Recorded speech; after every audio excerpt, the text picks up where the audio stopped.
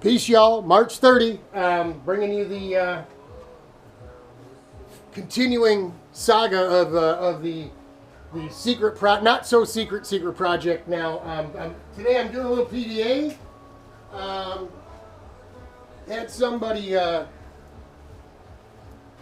do a comment on one of these videos about will the fiberglass stick to masking tape, Bondo, stuff like that.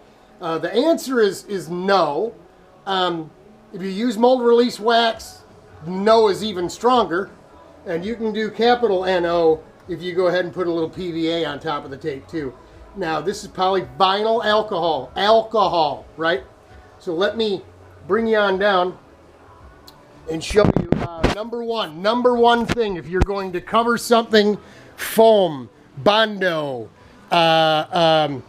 you want to go from one spot to another with nothing underneath it, and you're going to use masking tape where it is taped onto something solid. Press down. This stuff, these tapes, the adhesive on these tapes, they don't tell you this, but the adhesive isn't activated unless you press down on it. It's a pressure activated thing. So not only just to rub it with your fingers, but take something like the handle of your brush, something like this maybe, even like a plastic Bondo squeegee, and press down on it as you're putting it on. Now you see what's happening here. I think you can see that. You see how the tape is wrinkling up a little bit. That's from the alcohol in the PVA. Now I've got probably 3 and 4 layers of tape here. If you were just to go with one layer of masking tape, it'd lift it right on up. It'd just crawl right up like snakeskin, because it's permeating, infiltrating that tape and getting right on through it and lifting it up. Now, what do we do about this when it's all dried up and we're done with the PVA?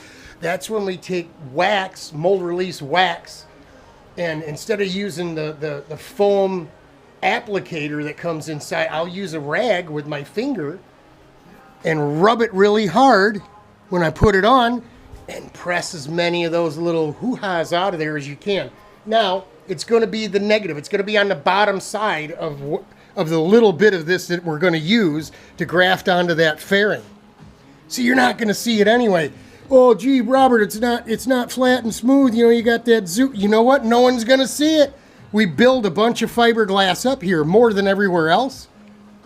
Then we can fill this. This will be a female, right? It'll be a void on the underside. We can fill it in and grind the glass down.